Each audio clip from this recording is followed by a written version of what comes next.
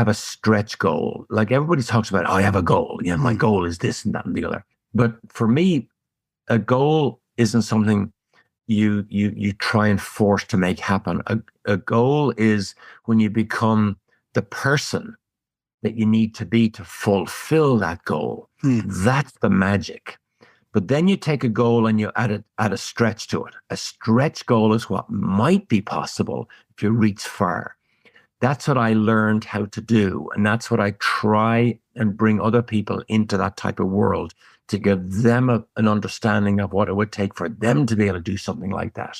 Because back in the day, maybe the most influential person in my life was my dad, but I didn't realize it at the time. Yeah. Because after a big accident that I had at Mondello one time, when my car rolled upside down, smashed itself to pieces, and my car was in bits, it was upside down. I was crawling out from under it. I was halfway out when suddenly I looked up and there was my dad running across Mondello Park, across the grass, track marshals running after him, trying to stop him. He picks me up and we're walking back to see my mother. And he said to me, even though the car now was destroyed, smashed, he says, I'm glad you had a go. Yeah. Now just think about that for a second. Yeah. Right? Here was your son, could have been killed, destroyed his car, don't know what it's going to cost. And your dad tells you, I'm glad you had a go. Yeah. Because he also was a person that had a go. My dad's main job, as when we were very young kids, was selling bacon, rashers and sausages out of the back of a van. And then he decided, I'm going to buy a shop. Then I'll buy another shop. I didn't realize it at the time, but that was very much entrepreneurial moves back in those days. You know, when your dad risks, the family income to try and start a business himself. And so that I'm sure had an effect on me. But when he said to me, I'm glad you had a go when you destroyed your car, that was the type of impetus that I took on board to have a go at almost anything. And I'm so glad I did. And the F word never seems to have come in to your thinking process. Failure. Never. Yeah. And I failed many times. Well, so did Michael Jordan. Michael Jordan says he failed 13 times. I mean, but you haven't, this our chat, the word, that F word has not even crossed your brain. Right. But most people get paralyzed and will never take a chance in case they might fail. I was the complete opposite. I would jump in immediately and do whatever I could to get wherever I could with it. And if it failed, you move on to the next thing. Yeah. And is there a piece of music, Derek, that's traveled with you for good times, bad times, or is your go-to piece you probably don't, like the Ireland Islands, you probably don't like music? Well, so the piece of music, whenever I get asked this question, there is one that stands out head and shoulders above everything else. It's Fleetwood Mac, The Chain. You know why? That's because Murray Walker and the BBC used it, is it? Exactly. Yeah. So halfway through, when it goes into the lead guitar solo, that was the intro music for Formula One on BBC for all the years that I sat down in front of the television. And whenever I heard that track, it brought me back to where it all started, where the energy and excitement of Formula One just grew within inside me that says, I'm going to have a go. And even today, it's iconic today when I hear it. Yeah, and it's so rhythmic. Whoever chose that was the best bit of editing I've ever known for sport, and the way the music builds up, it's incredible. Yeah. And advice to younger people who are trying to drive, or a quote that you would say, this is where I've lived my life by. What would that sound like, Derek? Or do you have one? Yeah. I mean, today I tell people, look.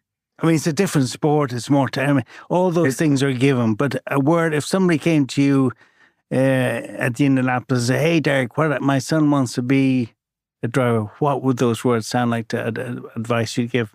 So I would rather even couch it differently, because it's more to do with everything in life that you do, not even just being a racing driver.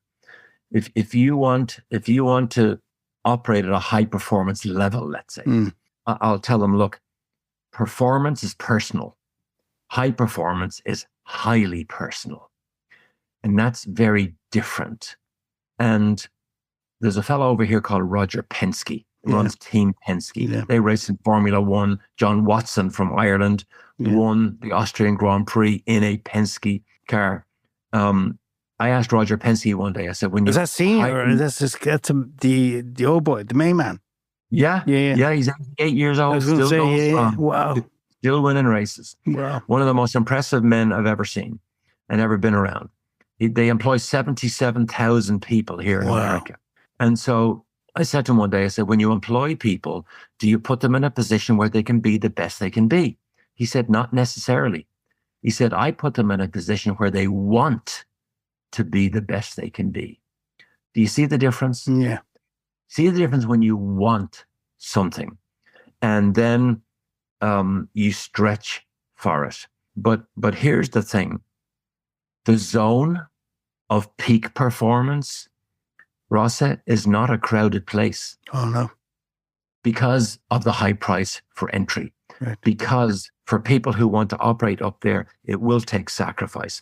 It will take commitment. It will take dedication. It will take an element of risk. So when you explain that to people, what it is you give them the filter that they now fully understand. This is the filter I would have to walk through to operate on the boundaries of what might be possible. And because people need to make their own personal choice. Am I ready to do this? Am I willing to sacrifice to operate at the level that I've never been before? And there's no magic to this. You know what I mean? There is no magic. But people have a choice. The greatest power we all possess is the power to choose. Choose whether we want to sacrifice to get there. Choose whether we want to focus and dedicate our lives to achieving a certain goal. And it's okay if you don't. Yeah. But if you truly want to get to the level that you've never been before and stretch to what might be possible, you will have to commit. You will have to have sacrifices.